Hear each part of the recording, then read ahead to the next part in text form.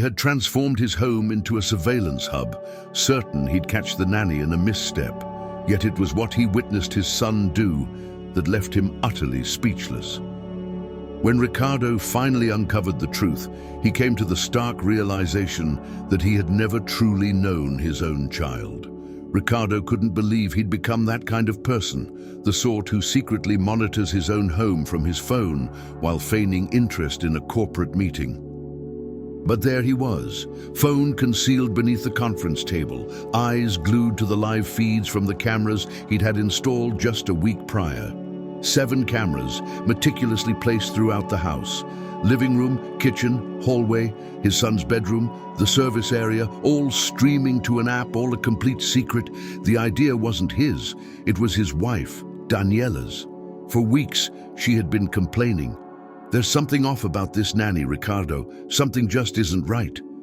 As usual, he had initially dismissed her concerns. Daniela was possessive by nature, a controller who disguised her insecurity as protective care. Every nanny who worked for them lasted only a few months, always dismissed for some fault. This one is lazy. That one is a gossip. The other one has her eye on my belongings. But with Mariana, the situation was different. Daniela couldn't complain about her work ethic because it was flawless. The young woman arrived 15 minutes early every day and stayed half an hour late without asking for overtime.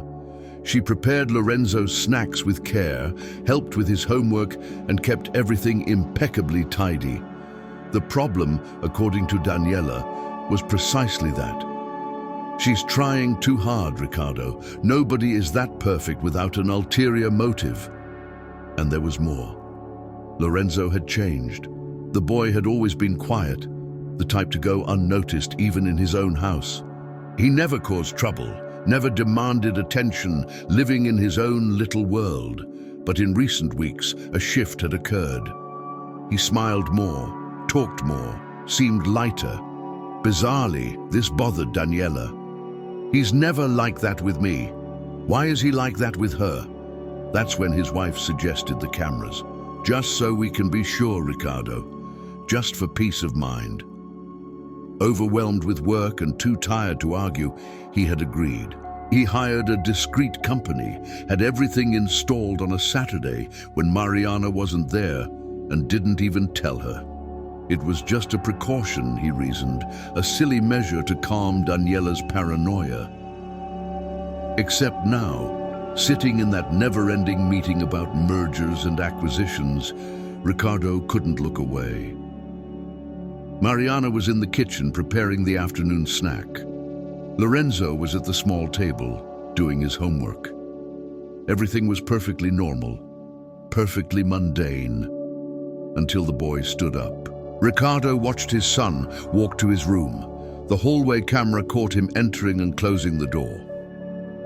5 minutes later, Lorenzo emerged with something in his hand. It looked like an envelope, a plain white envelope. The boy glanced down both ends of the hallway, as if checking to see if he was alone, and then headed straight for the kitchen. Ricardo turned up the volume on his discreet earpiece. The meeting droned on around him, executives discussing figures and projections, but he heard none of it. He could only hear his son's voice. "Aunt Marie." Mariana turned from the sink with a smile. She always smiled at Lorenzo, a genuine smile that reached her eyes. "Hi, my love. Finished your homework?" "I did, but I wanted to give you something." The boy held out the envelope. Mariana looked at it, confused. "What's this, Lo?" "It's for you." "For me? But why?" Lorenzo didn't answer, just kept his hand extended, the envelope trembling slightly. Mariana dried her hands on a dish towel and slowly took it. She opened it, and her expression changed instantly. Ricardo saw the nanny bring a hand to her mouth. He saw her eyes well up with tears. He saw her quickly close the envelope and kneel in front of the boy. "Lorenzo, I can't accept this." "Yes, you can." "No, sweetie, I can't. This is yours, your money, your savings. I want you to have it. But why? Why do you want to give me your money?" The boy shrugged, with that awkwardness children have when they can't quite articulate their feelings. Because you need it. Mariana shook her head, tears now streaming down her face. No, Lo, you don't have to do this. You don't need to worry about these things. You're a child. But I want to help. Help with what, my love? Lorenzo didn't answer. He just pushed the envelope back into her hand and ran out of the kitchen. Mariana remained there, holding the envelope, crying silently. She opened it again, glanced inside, and Ricardo caught a glimpse. Cash notes, not many, but a few, and a small piece of paper with a child's crooked handwriting. The nanny quickly put the envelope in her purse, as if afraid someone might see. She wiped her tears, took a deep breath, and returned to her work as if nothing had happened. Ricardo was frozen. The meeting had ended. People were getting up around him, but he was still staring at his phone screen. What had he just witnessed? Why was his son giving money to the nanny? How much money was it? And the question that disturbed him most: how did an 8-year-old have money saved up to give to someone? He went home early that day, a rare occurrence. Daniela wasn't even there. She had gone out with friends to some charity event she feigned interest in. Mariana was in the living room, playing a board game with Lorenzo. They both laughed when Ricardo walked in, a free, comfortable laugh, the kind he hadn't heard in his own house for a long time. "Hi, Dad," Lorenzo waved without taking his eyes off the game. "Hi, champ. Winning as always?" The boy smiled, that same smile Ricardo had been seeing on the cameras but never in person. Mariana stood up, a little flustered.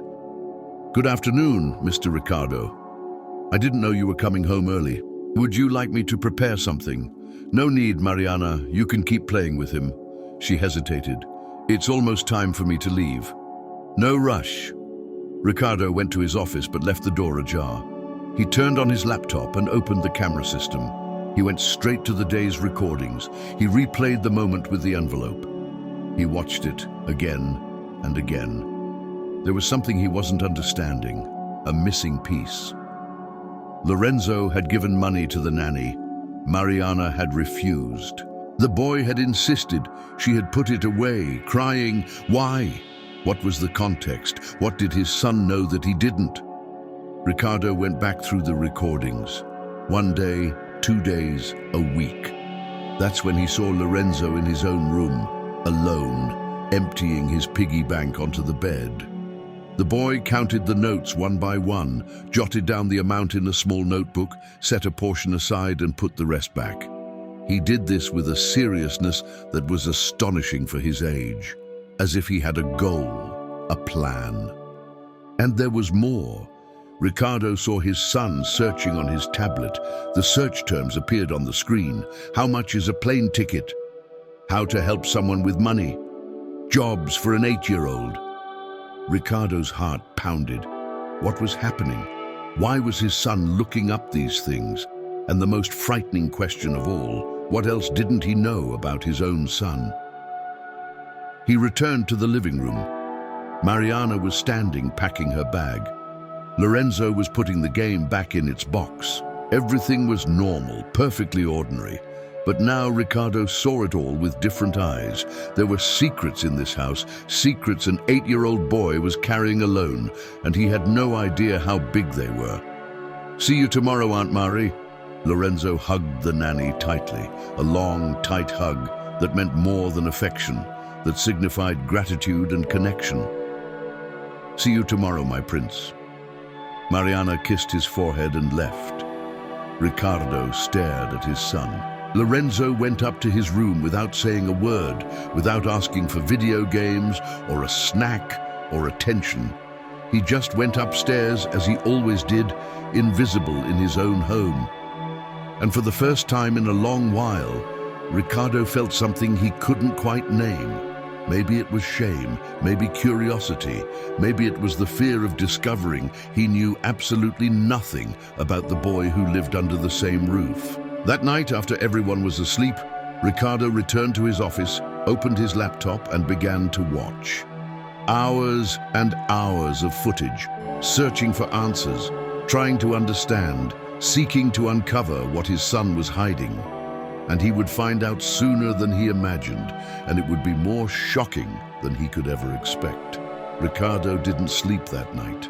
He was glued to his laptop, jumping from camera to camera, rewinding days, weeks, trying to piece together the puzzle his own son's life had become.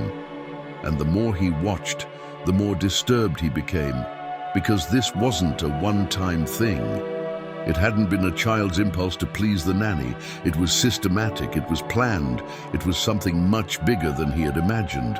In the recording from 3 weeks ago, Lorenzo was in his room doing the same thing, emptying his piggy bank, counting coins and notes, writing down values in a notebook that looked like an accounting ledger. The boy had a list of numbers, and he would cross them off as he reached his targets. Targets, an 8-year-old with financial targets.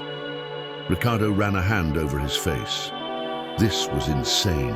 Either he was seeing too much where there was nothing, or he was ignoring something gigantic happening right under his nose. The next morning, he pretended to leave for work, circled the block, and parked 3 houses down. He took out his phone, opened the camera app, and waited. Daniela had left early for the gym and was heading straight to a business lunch afterward. The house was empty, just Mariana and Lorenzo. The nanny arrived at her usual time, 15 minutes early, as was her habit. Lorenzo was still having breakfast, and Ricardo saw the boy's face light up when she walked into the kitchen. "Good morning, Aunt Marie." "Good morning, my love. Did you sleep well?" "I did. I dreamed we went to the park. Can we go today?" "I'd love that." Mariana prepared his school lunchbox while chatting with the boy about trivial things. The weather, homework, a cartoon that was going to be on TV. Simple things, things parents should do, but which Ricardo now realized he had never done. Lorenzo finished his breakfast and went upstairs to brush his teeth. That's when Ricardo saw Mariana take her purse and pull something out. The envelope. She opened it, looked inside with that expression of someone who doesn't know whether to cry or smile, and quickly put it back. She seemed to be debating something internally, to use it or return it, to accept or refuse. The boy came running back down the stairs with his backpack on. "I'm ready." "Then let's go. We can't be late." In the car on the way to school, Ricardo continued to watch. There was a small camera installed on the dashboard that he didn't even remember authorizing, but now he was grateful for it. Lorenzo was in the back seat, chattering about a math test. Mariana drove carefully, answering each of his questions with genuine attention. "Aunt Mary, can I ask you a question?" "Of course, sweetie." "Did you use the money?" The nanny was silent for a few seconds. Ricardo saw her grip the steering wheel tighter. "Lorenzo, I already told you I can't accept that. But I want you to. That's not how it works, my prince. You don't have to give me anything, but you need it. I work, Lo. I earn my own money." "I know, but it's not enough." Mariana almost slammed on the brakes. Ricardo saw her expression change completely. "How do you know that?" Lorenzo went quiet. That silence of a child who has said something they shouldn't have and now doesn't know how to take it back. "Lo, how do you know my money isn't enough?" I heard." "Heard what?" "You talking on the phone." Mariana pulled the car over to the side of the road. She turned off the engine, turned to the back seat, and looked at the boy with a mixture of surprise and concern. "When did you hear me on the phone?" "Last week. You were crying." "Yellow. You said you wouldn't be able to raise the money in time, that your sister would lose her chance." The nanny closed her eyes. A tear escaped. Ricardo saw it all through the tiny camera and felt as if he had been punched in the gut. "My love, you shouldn't have heard that." "But I did. And I want to help." "You don't have to help. This is a grown-up problem. But you help everyone, you help me every day. It's different, Lo. It's my job. It's not just a job. You're my friend. Mariana broke down. She covered her face with her hands and cried, not the restrained sobs of someone trying to be strong, but the cry of someone who had held it in for too long and couldn't anymore. Lorenzo unbuckled his seatbelt, jumped into the front seat and hugged her. A tight hug, the kind a child gives when they want to fix the whole world with just affection. Don't cry, Aunt Mari. It's going to be okay, I promise. Ricardo turned off his phone. He couldn't watch anymore. He rested his head on his own car's steering wheel and tried to process what he had just seen. His son, an 8-year-old child, was trying to solve an adult's financial problems. And he was doing it with a determination and empathy that made Ricardo ashamed of his own indifference. He drove back home, entered silently, and went straight to Lorenzo's room. He searched for the notebook and found it under the pillow. He opened it. On the first page, written in blue pen and crooked handwriting, was a list. Plan to help Aunt Mari. Below it, a series of values. How much Lorenzo had in his piggy bank, how much he could save per month, how much was still missing. And at the bottom of the page, underlined 3 times, goal, $3,000, deadline, 3 months, 3,000 reais. An 8-year-old boy trying to save $3,000. Ricardo flipped through the notebook. There were notes on how to save his allowance, on selling old toys, on asking for fewer birthday presents. The boy had a detailed plan, a plan he had been executing alone, in silence, without asking anyone for help. Ricardo sat on his son's bed, staring at that little notebook. How many conversations had he missed? How many nights had Lorenzo stayed awake thinking about this while he, Ricardo, was in his office answering emails? How many times had the boy needed a father to talk to guide him, to simply be present, and had no one? He heard the front door open, Mariana and Lorenzo returning from school. Ricardo went downstairs. They both stopped in the middle of the living room when they saw him there. Mr. Ricardo, I thought you had gone to work. I decided to come back early. He looked at his son. Lorenzo, we need to talk. The boy turned pale. About what? You know what? Lorenzo looked at Mariana. She understood immediately. I'll go prepare lunch. No, stay. Ricardo motioned for her to sit. This involves you too. The 3 of them stood there in the living room in a heavy silence. It was Ricardo who broke it. Lorenzo, I saw the cameras. I know about the money. I know about the notebook. I know the whole plan. The boy lowered his head. Mariana gasped, horrified. Mr. Ricardo, I swear I didn't ask him for anything. I didn't even know he had overheard that conversation. I tried to give the money back, but he wouldn't take it. I know, I saw. So you know I didn't manipulate him. I would never do that. I know. Ricardo sighed. But I need to understand one thing, Lorenzo. Why are you doing this? The boy didn't answer, just kept staring at the floor with teary eyes. Son, look at me. Ooh, Lorenzo slowly raised his head, tears already streaming. Why are you trying to raise money for Mariana? Because she needs it. But it's not your responsibility. But I want to help. Why? Because nobody helps her, Lorenzo exploded. Her sister is really smart and won a scholarship to study abroad, but she doesn't have the money for the flight and housing. Aunt Mari works 3 different jobs and still can't save enough. And everyone says it's wonderful to study abroad, that it's a unique opportunity, but nobody actually helps her. They just talk. And I don't want to just talk. I want to do something. Ricardo was speechless. Mariana was crying silently. Lorenzo wiped his tears with his shirt sleeve and continued, his voice trembling but firm. Aunt Mari is the only person in this house who really talks to me, Dad, who asks how my day was and actually listens to the answer, who plays with me without looking at her phone, who teaches me important things, like how we should help people when we can. And now she needs help, and I can help, so I'm going to help." The silence that fell in that room was deafening. Ricardo looked at his son as if seeing him for the first time, because deep down, that's what it was. He had never truly seen this boy. He had never bothered to get to know the incredible human being living in his own house. "How much have you saved?" Ricardo asked quietly. $950. "And how much is missing?" Lorenzo hesitated. "More than 2,000. Ricardo nodded, got up from the sofa, went to his office, and returned with his wallet. He opened it and took out a checkbook. He started to fill it out.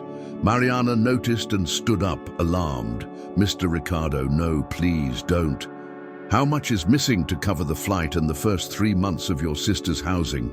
"Sir, I can't accept this." "How much is it, Mariana?" She swallowed hard. $6,000. Ricardo finished writing the check and held it out to her. "Here." "I can't. It's not for you. It's from Lorenzo." He looked at his son. "I'm lending this money to my son to complete his plan, and he will pay me back by working here at home. He'll wash the dishes on weekends, help put away the groceries, keep his room organized. He'll learn the value of work and money. Deal?" Lorenzo looked at his father with wide eyes. "Deal. Then this money is yours, and you decide what to do with it." The boy took the check, looked at Mariana, and held it out to her. "Here, Aunt Marie, now you can do it." Mariana collapsed right there on the living room floor, sobbing like Ricardo had never seen anyone cry. Lorenzo hugged her, and Ricardo realized he had just witnessed something rare, something most people go their entire lives without seeing. Pure goodness, genuine generosity, unconditional love. And it was all right in front of him, coming from an 8-year-old boy he barely knew. Ricardo didn't take his eyes off his son for the rest of the day. He observed every gesture, every word, as if trying to decipher a new language. Lorenzo went back to being the quiet boy he always was after that moment in the living room. But now Ricardo saw it clearly. It wasn't shyness. It was maturity, a startling maturity for an 8-year-old.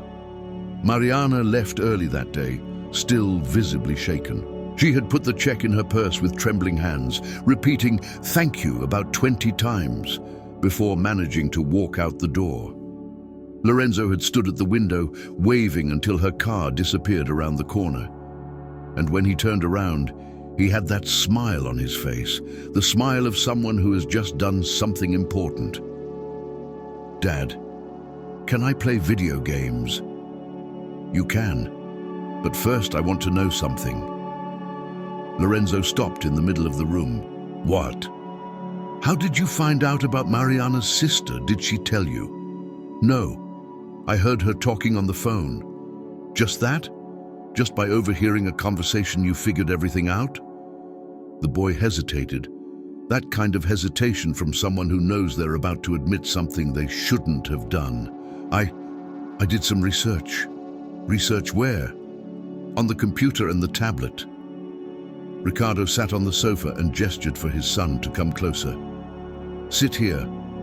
Tell me properly." Lorenzo sat down with his backpack still on, his feet dangling without reaching the floor. "It was about 3 weeks ago. Aunt Mari was in the garden, talking on the phone, crying a lot.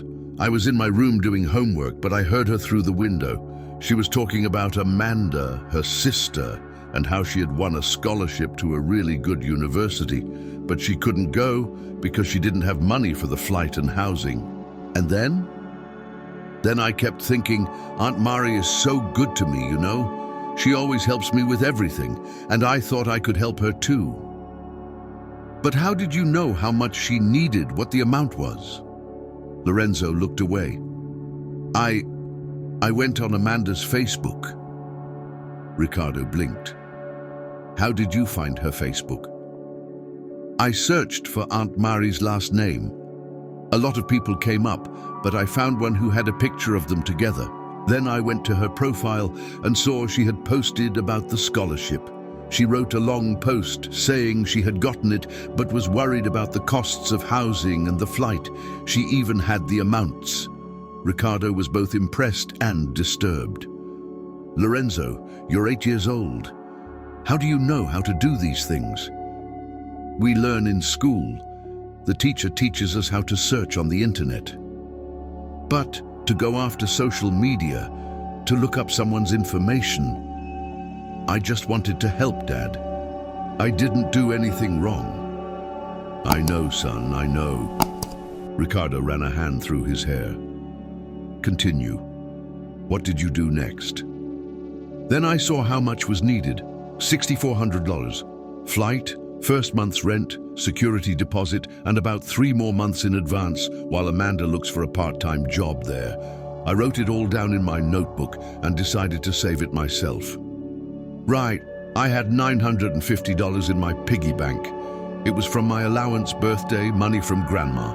Then I calculated how much I could save per month if I stopped buying junk food and asking for toys. It was about $300 per month, but it would take too long. Amanda needs to confirm her spot by December. That's 2 months away." Ricardo looked at his son with a mix of pride and guilt. Pride because the boy had a huge heart. Guilt because that big heart was carrying a weight that wasn't his to bear. "Why didn't you talk to me or your mom?" Lorenzo fell silent. The answer was clear in his silence. "Son, you didn't think I would help?" "I don't know, Dad."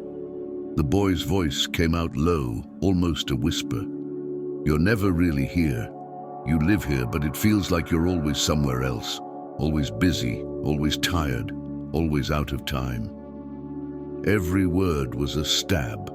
Ricardo knew it was true. He came home late, had dinner while looking at his phone, went to his office to answer emails, slept, and woke up to the same routine. Daniela was no different. She lived between the gym, charity lunches, condo meetings, and online courses. They both lived in the same house as Lorenzo, but they lived on different planets. And Aunt Marie is always really here. She asks how my day was and waits for me to finish answering.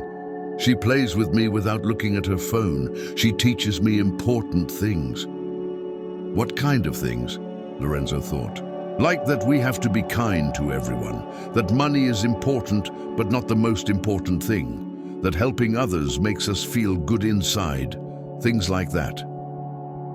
Ricardo felt his chest tighten. When was the last time he had taught his son something like that? When was the last time he had simply talked, without hurry, without distraction, without thinking about 10 other things at once? "Son, I need to tell you something." "What?" "I installed cameras around the house." Lorenzo's eyes widened. "Like in the movies?" "No, security cameras that record everything." "Why?" Ricardo took a deep breath. There was no easy way to say it. "Your mom asked for them. She was worried about Mariana." "Worried why? Aunt Mari never did anything wrong." "I know, but your mom was getting jealous." "Jealous of what?"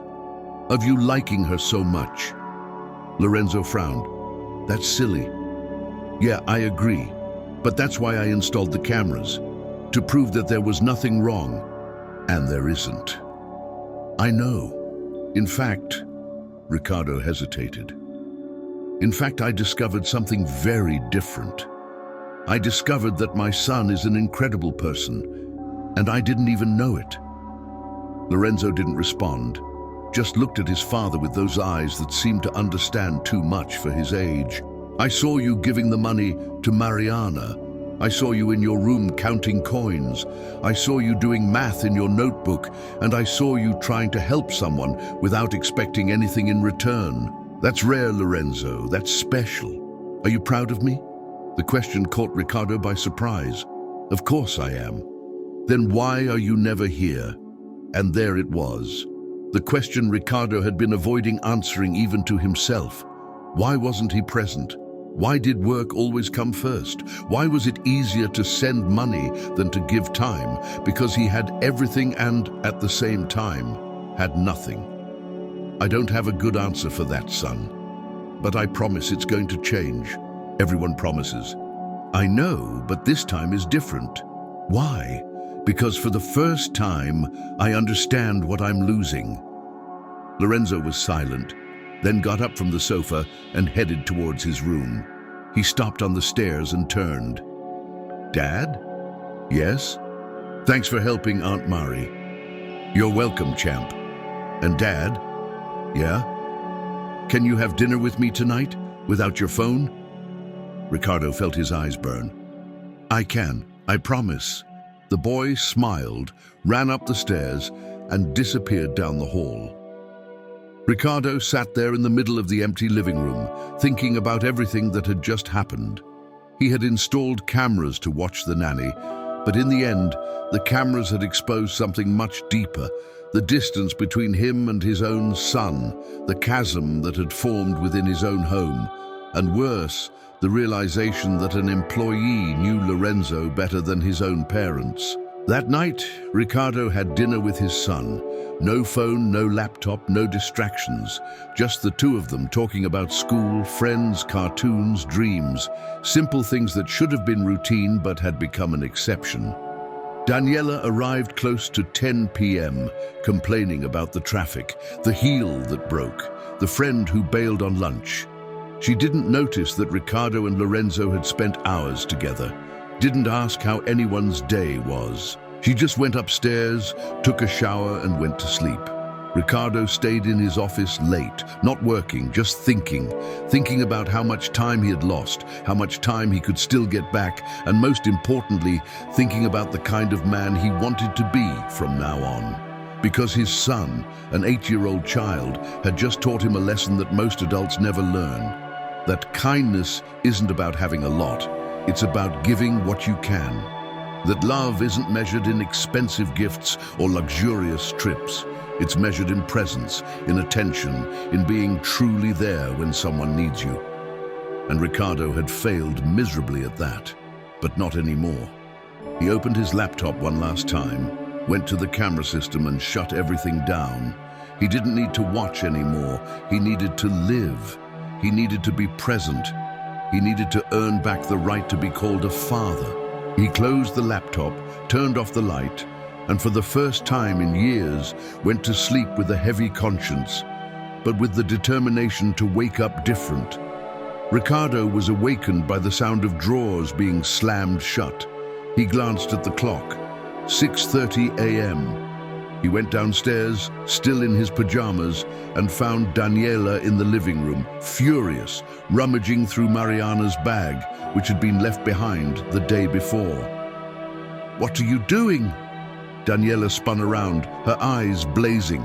In her hand was the check. "I'm the one who should be asking. What the hell is this, Ricardo?" His blood ran cold. "Put that back."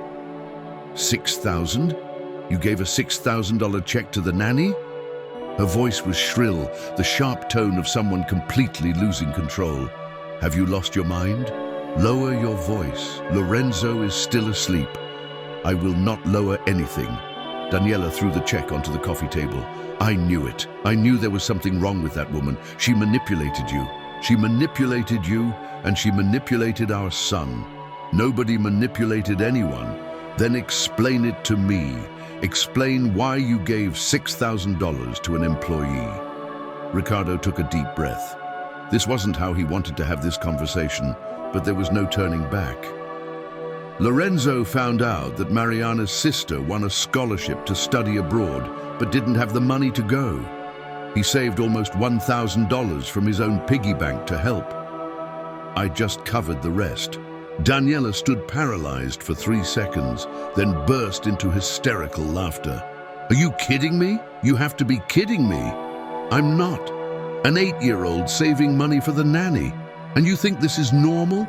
Don't you see she put these ideas in his head?" She didn't put anything. Lorenzo heard her crying on the phone and decided to help on his own. On his own? Daniela advanced on her husband, her index finger jabbing his chest. An 8-year-old doesn't do this on his own, Ricardo. She planted this in him. She cried on purpose where he could hear. She manipulated our son to get money from us.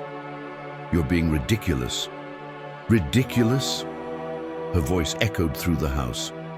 I'm going to sue this woman. I'm going to ruin her life. I'll make her return every cent and then pay for manipulating a minor. That's when Lorenzo appeared at the top of the stairs in his pajamas, his eyes puffy with sleep and now filled with tears. Don't do that to Aunt Marie. Daniela spun around like a bolt of lightning.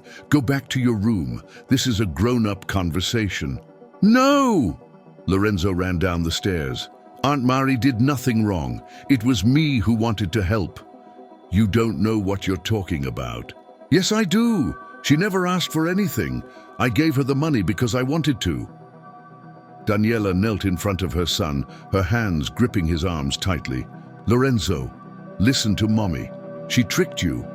She made you think you had to help her. She didn't trick me. Yes, she did. And now Mommy is going to fix everything. Lorenzo pulled away and ran to his father. Dad, don't let her send Aunt Marie away, please. Ricardo picked his son up. He was getting too big for this, his legs nearly touching the floor, but at that moment, it was the only way to make the boy feel safe. Calm down, champ. Nobody is sending Mariana away. Oh, yes, she is. Daniela grabbed her phone. I'm calling her right now and telling her she's fired, and then I'm calling my lawyer.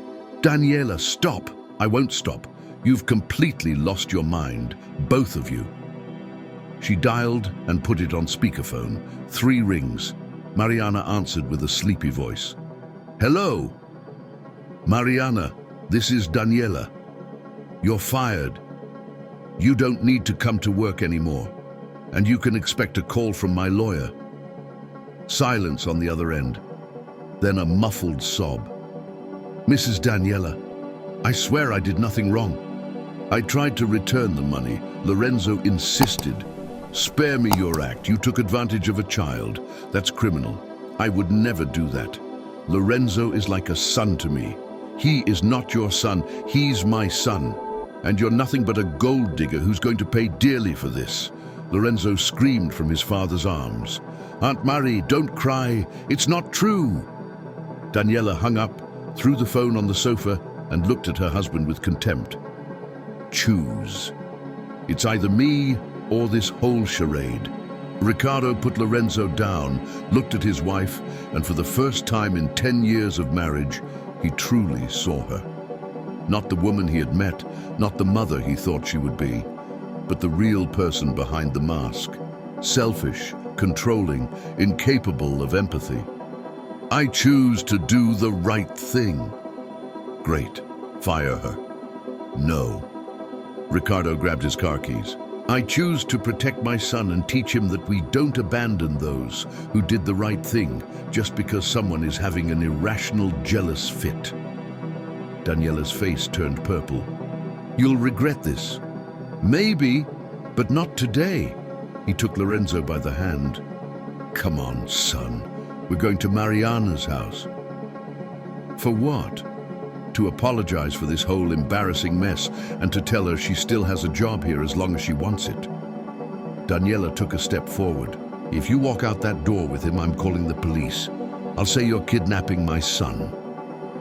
Ricardo stopped, turned slowly. Do it.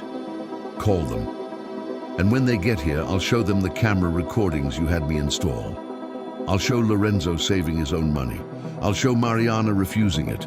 I'll show you throwing a tantrum because a child showed more empathy than you have in your entire life. Make the call, Daniela. I dare you. She stood there, mute, trembling with rage, but didn't reach for the phone. Ricardo left with Lorenzo, put the boy in the car, and drove to the address Mariana had left on her registration form. It was a simple neighborhood far away, with small houses packed tightly together. They stopped in front of a narrow 2-story house. Ricardo rang the doorbell. Mariana opened the door, still in her bathrobe, her eyes red, her face streaked with tears. When she saw them, she almost closed the door. Mariana, wait! Ricardo held the door. We need to talk. There's nothing to talk about. I get it. I'll return the money as soon as I can. Nobody wants you to return anything. Your wife made it very clear that My wife is wrong. Ricardo took a deep breath. And I came here to apologize for the way she treated you, for the accusation, for everything. Mariana started crying again. Lorenzo let go of his father's hand and hugged her. Don't cry, Aunt Marie. You didn't do anything wrong. A voice came from inside. Marie, who is it? A young girl appeared behind her, hair tied back, already in a school uniform. Amanda. It had to be Amanda. She looked at the little boy hugging her older sister and understood instantly. You're Lorenzo. The boy stepped back from the hug and nodded. Amanda knelt in front of him. My sister told me everything you did. I don't even know how to thank you. Are you going to study abroad? I am. Because of you. When? Next week. Lorenzo smiled. That smile Ricardo had seen on the cameras, but never in person until that week. I'm happy. Aunt Marie said you're very smart. And she said you have a heart bigger than this world deserves. Amanda hugged him. A long hug, one of those that seem to hold all the words that can't be said. Ricardo watched the scene and felt something break inside him. Not sadness, but shame. Because there, in that simple house, in that hug between a teenager and a child who barely knew each other, there was more genuine love than he had seen in his own mansion in years. Mariana, you're not fired, Ricardo said firmly.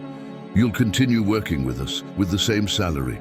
And if my wife tries to fire you again, she'll have to go through me first. But Mrs. Daniela, leave Daniela to me. Mariana wiped her tears. Mr. Ricardo, I don't know what to say. You don't have to say anything, just come back tomorrow as usual. Lorenzo tugged on his father's shirt sleeve. Dad, can we take Aunt Marie and Amanda to the airport when she leaves? Ricardo looked at his son, at the sincere request in those eyes, and realized that this was the chance to do something right, to be present, to be the father he had never been. We can. I'll insist on it. Amanda smiled. Mariana burst into tears again, but this time from relief. And Ricardo understood that he had crossed a line there was no coming back from. He had chosen his son over his wife, chosen right over convenient, and whatever the price, he would pay it. Because Lorenzo deserved it, Mariana deserved it, Amanda deserved it, and he would finally deserve to be called a father. When Ricardo and Lorenzo returned home, Daniela was gone. Her clothes had disappeared from the closet. Her toothbrush from the bathroom, her creams, her jewelry from the dresser, all taken. She had left a note on the kitchen table, handwritten in that perfect script she cultivated. I will not watch you destroy this family for an employee. When you come to your senses, call me. Ricardo crumpled the paper and threw it in the trash. Lorenzo looked at his father with wide eyes. Mom left. She did, but she'll be back when she cools down.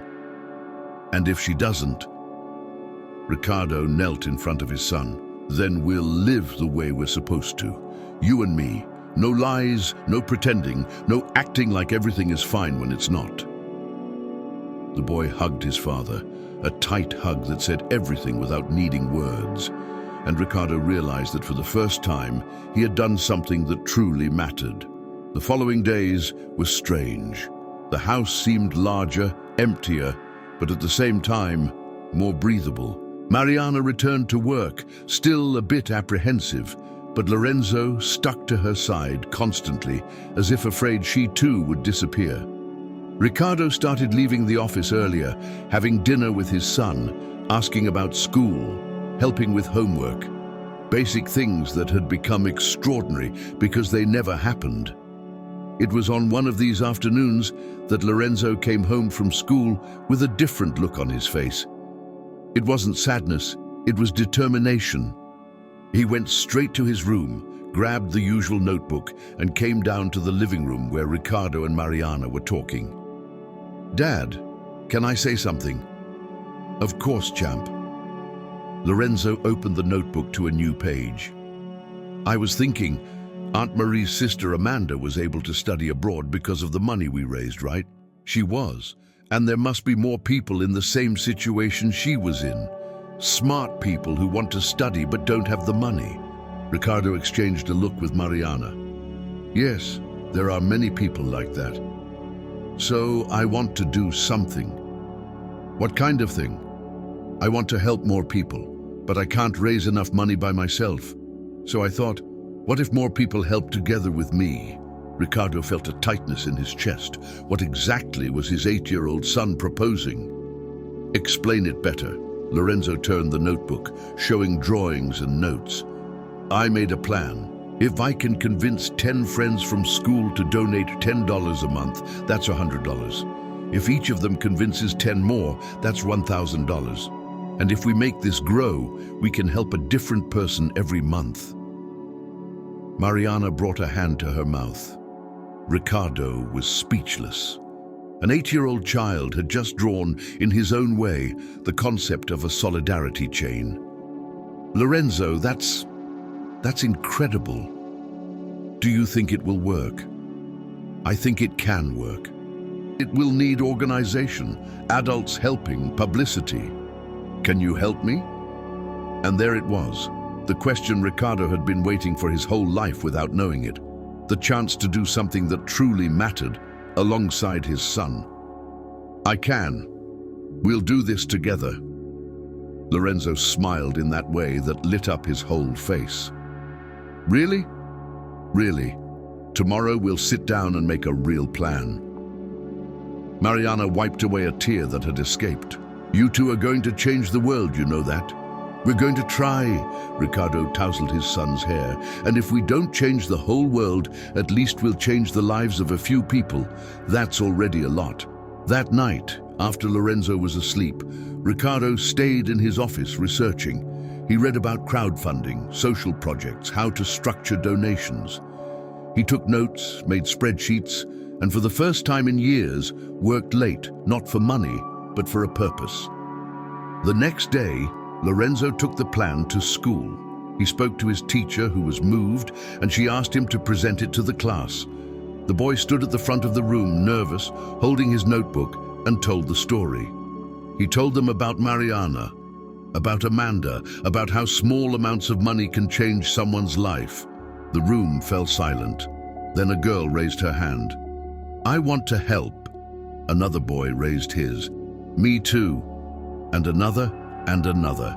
By the end of the class, 23 children had signed up to participate. The teacher called some parents to explain the project. Half thought it was lovely, the other half thought it was too much for their age. But in the end, the project got off the ground. Ricardo created a specific account to manage the donations, transparent with a public statement, all above board. Mariana helped map cases in her community, people who needed help with medical treatments, studies, starting small businesses. Real cases, real people. In 2 weeks, the project had raised $2,200, small for those who had much, gigantic for those who had nothing. They chose the first beneficiary, an elderly woman who needed a delicate procedure and couldn't afford it. The money covered everything. When the woman learned it was a children's initiative, she went to the school to thank them. She entered Lorenzo's classroom crying, hugged him in front of everyone and said, "You gave me back hope that there are still good people in the world." Lorenzo turned red with all the attention, but Ricardo saw the pride in his son's eyes, the pride of someone who knows they made a real difference. The news began to spread, first among the school parents, then through WhatsApp groups. A mother posted in a neighborhood group. Someone shared it on Facebook. A local blogger picked up the story and wrote a post.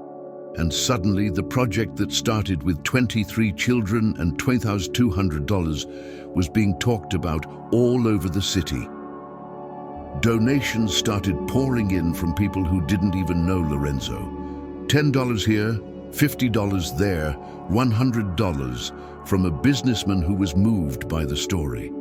In a month, The project had raised $12,000 and was still growing. That's when Daniela returned. She showed up one afternoon without warning, rang the doorbell, walked into the house as if she had never left, and went straight to confront Ricardo in his office. "I heard about what you're doing." Ricardo didn't look up from his computer screen. "About what, specifically?" "This social project nonsense with Lorenzo. You're exposing our son, putting the family name in the media, making us look like those people who need a spotlight to do charity." "Nobody is doing any of that. Lorenzo wanted to help. I just supported him." "Supported him? You encouraged him, and now there are bloggers talking about us, people posting photos of our son on the internet, and everyone commenting. Didn't you think about his safety?" "I did. That's why all donations are anonymous if the person wishes. That's why there are no photos of Lorenzo anywhere without authorization. That's why everything is transparent and audited. I thought of everything, Daniela." She rounded the desk and slammed her hand on the wood. "I want you to stop this now." "I'm not stopping. Ricardo, I'm serious." "So am I." He finally looked at her. For the first time in his life, our son is doing something that truly matters. He's learning empathy, responsibility, generosity. He's understanding that we can use what we have to help those who don't. And you want me to take that away from him because you're uncomfortable with what others might think. It's not about what others will think. It's about protecting him. Protecting him from what? From being a good person? From being used by whom, Daniela? By me? By Mariana? By the kids at school? Or do you just not stand to see him being praised for something you never taught him? The silence that fell was heavy. Daniela looked at her husband as if she had been slapped. "You've changed." "Yes, I have, and thank God for it. It's not for the better. I disagree. For the first time, I'm being a real father. For the first time, I know my son. For the first time, I know what makes him cry, what makes him laugh, what he dreams of. And you know why? Because I stopped pretending that working 16 hours a day was being a good dad. I stopped pretending that paying for an expensive school solved everything. I stopped pretending, Daniela, and you should do the same." She turned her back, stood at the office door with her back to him, her shoulders trembling. When she spoke, her voice was low, broken. "He prefers her to me." "Who?" "Lorenzo. He prefers Mariana to me." Ricardo stood up and went to his wife. Not to hug her, just to speak while looking her in the eyes. "He doesn't prefer anyone. He just responds to what he receives. And Mariana gives him attention, presence, time. We gave him money.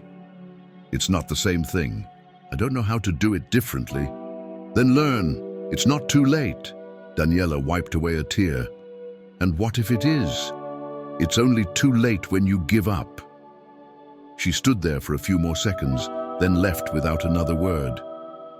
Ricardo heard the front door close and was left alone in the office, wondering if he had been too harsh or if he had finally been honest enough. The week Amanda was set to travel arrived all too quickly. Lorenzo counted the days on his bedroom calendar, marking each morning with a red X. He had made a farewell card with drawings and a message in his crooked handwriting. "Good luck in your new life. You deserve it. Your friend, Lorenzo." Ricardo had offered to take everyone to the airport. Mariana tried to refuse, saying she didn't want to be a bother, but he insisted. "It's important for Lorenzo, and for me too." On the morning of the trip, Ricardo woke up early and made breakfast. Scrambled eggs, toast, orange juice, simple things he had never made before. Lorenzo came down, freshly showered, his hair still wet, wearing his favorite team's jersey. "I'm ready, Dad." "I see. Come have something to eat before we go." The two sat in the kitchen, chatting about silly things while they ate. The game that would be on over the weekend, the science test next week, the neighbor's new dog. Father and son, as it always should have been. That's when the doorbell rang. Ricardo opened it to find Daniela at the door. She looked different. No heavy makeup, no designer clothes, no usual rigid posture. She seemed smaller, more human. "Can I come in?" Ricardo hesitated. "For what?" "I want to go with you to the airport." "Daniela, please."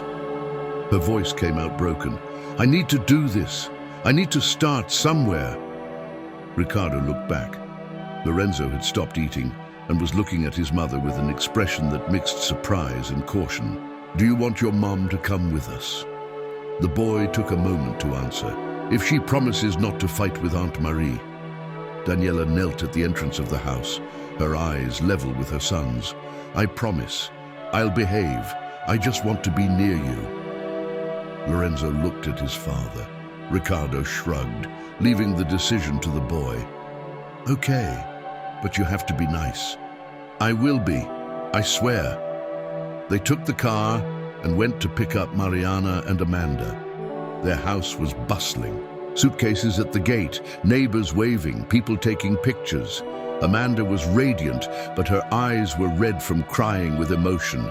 Mariana was holding it together, but her pride mixed with the pain of seeing her sister leave was visible. When they saw the car pull up, they both ran down. Lorenzo opened the door and waved. Amanda hugged him right there on the sidewalk. "My hero, I can't believe you came." "I promised." Mariana put the suitcases in the trunk. That's when she saw Daniela in the front seat. She froze. Ricardo got out of the car. She wanted to come. She promised to be respectful. Mariana looked at her employer. Daniela got out of the car too and stood there, not knowing what to do with her hands. Then she spoke, her voice low but firm. "I was wrong with you, I know that, and I'm very sorry." Mariana blinked several times, processing. "Ma'am, you didn't manipulate my son. I was the one who didn't know how to be a mother. And I blamed you because it was easier than admitting I had failed." The silence on the street was total. Even the neighbors who were nearby stopped talking. Daniela continued, "You took better care of Lorenzo than I did. You taught him things I should have taught him, and instead of thanking you, I attacked you. I'm sorry." Mariana wiped away a tear that fell. "I accept. Thank you for saying that." The two stood there for a few more seconds, in that awkward moment when you don't know whether to hug or just nod. It was Amanda who broke the tension. "Guys, if we don't leave soon, I'll miss my flight." Everyone laughed and got in the car. The trip to the airport was surprisingly light. Amanda talked non-stop about the university, her classes, her plans. Lorenzo asked 1,000 questions. Mariana held her sister's hand in the back seat. Ricardo drove in silence, smiling, and Daniela looked out the window, quiet but present. At the airport, they helped with the luggage to the check-in. Amanda hugged everyone. When it was Lorenzo's turn, she knelt. "I will never forget what you did for me. Never. When I graduate, I'll send you my diploma, because half of it is yours. You don't have to. Just message me sometimes. I'll message you every week, promise." Amanda hugged Mariana last. They clung to each other, crying, unable to let go. It was one of those hugs that hurts to watch because you can feel the weight of the farewell. Mariana whispered something in her sister's ear that only they heard. Amanda nodded and pulled away, wiping her face. "I'm going now, before I change my mind about going." They stood there until she passed through security and disappeared down the boarding gate's corridor. Mariana collapsed right there in the middle of the airport, crying as if she had lost a piece of herself. Ricardo put a hand on her shoulder. Lorenzo hugged the nanny's waist, and to everyone's surprise, Daniela approached and offered a tissue. "She'll be fine. You raised an incredible girl." Mariana accepted the tissue, still processing the kindness from the person she least expected it from. "Thank you." On the way back, they stopped at a restaurant. It was early afternoon, and the place was almost empty. They ordered food and talked. Daniela, for the first time, asked Mariana real questions. She asked about her childhood, about what it was like to raise her sister alone, about her own dreams. And Mariana answered, still a bit wary, but gradually opening up. Lorenzo happily ate his French fries, watching the adults talk without fighting. Every now and then, he would look at his father, and Ricardo could see the silent question in his eyes. Is this real? Will this last? Ricardo would nod back.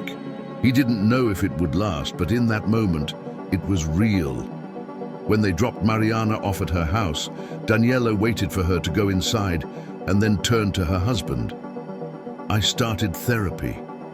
Ricardo looked at her, surprised. Really? Last week, 2 sessions so far. The therapist said I have control issues, fear of abandonment, a bunch of things I never stopped to think about. And is it helping? It hurts, but I think so. She looked at the back seat where Lorenzo was dozing. I don't want to lose him, or you. Then you'll have to really change. It can't just be words. I know. Daniela took a deep breath. Can I come home? Ricardo was silent for a while. He thought about everything that had happened, the fights, the accusations, the distance that had grown between them. But he also thought about her apology, her effort to go to the airport, the therapy. You can, but on one condition. What? We do couples therapy together.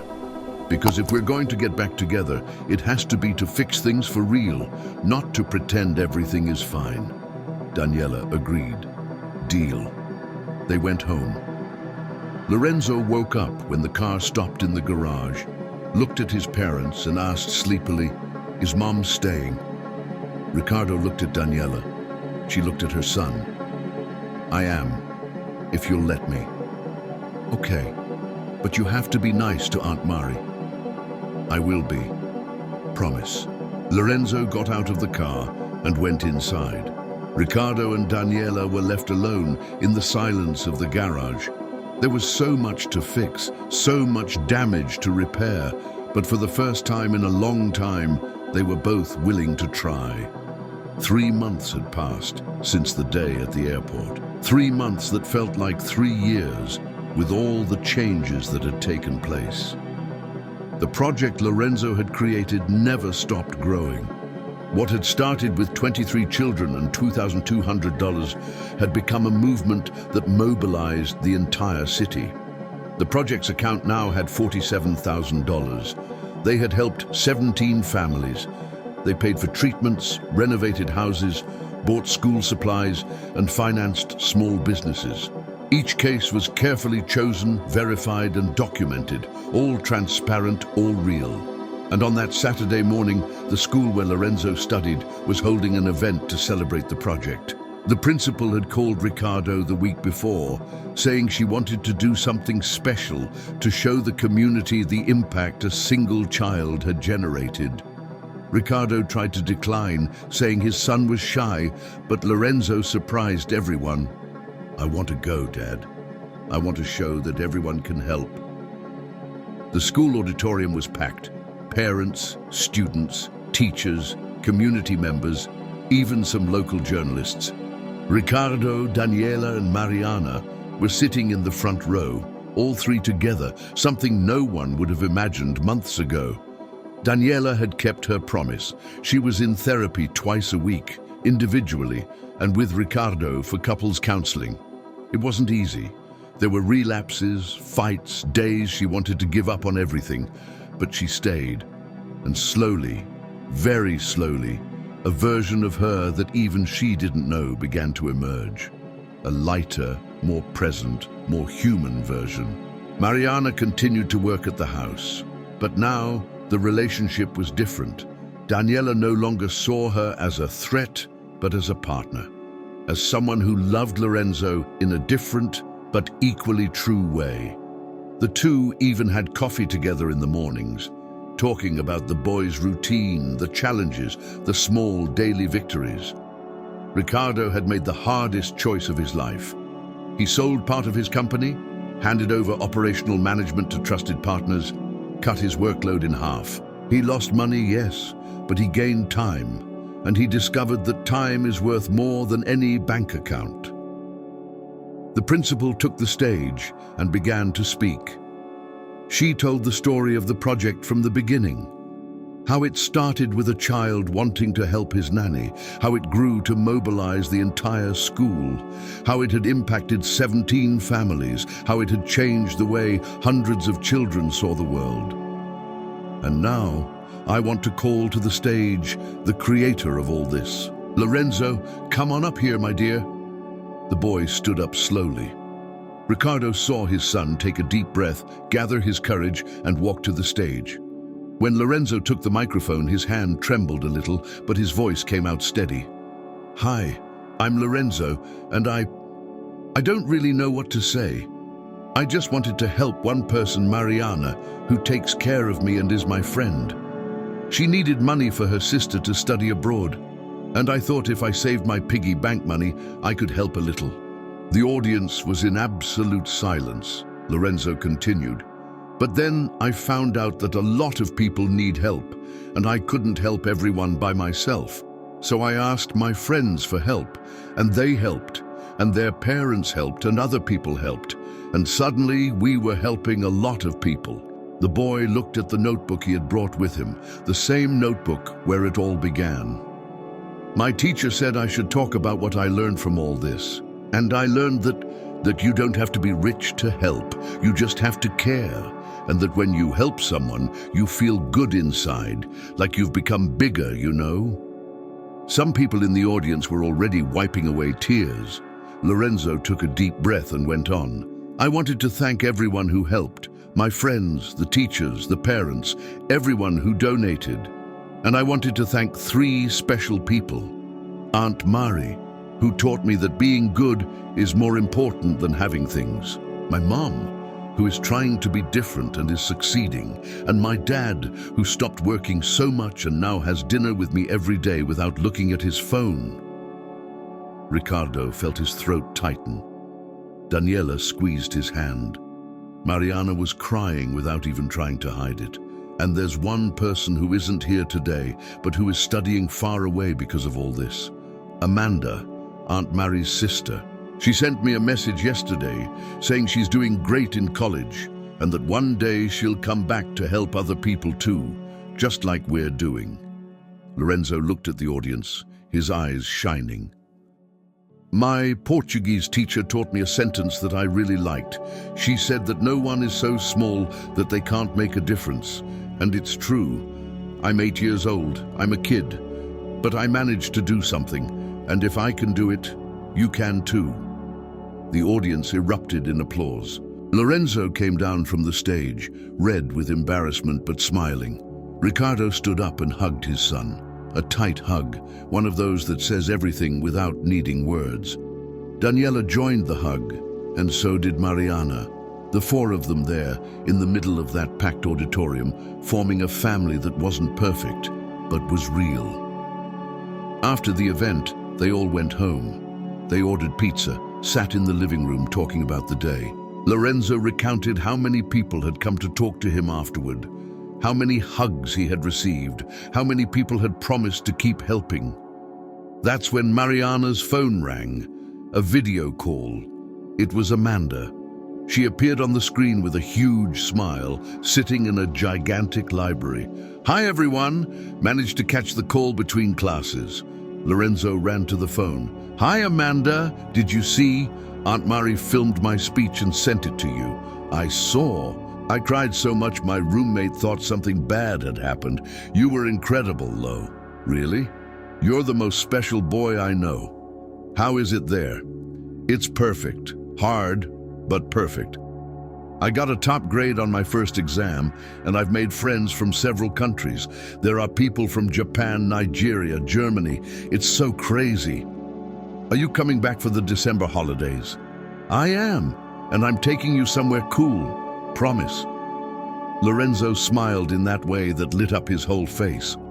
They talked for a few more minutes until Amanda had to hang up for class. When the call ended, Mariana hugged the phone to her chest, moved, Without you guys, none of this would have happened.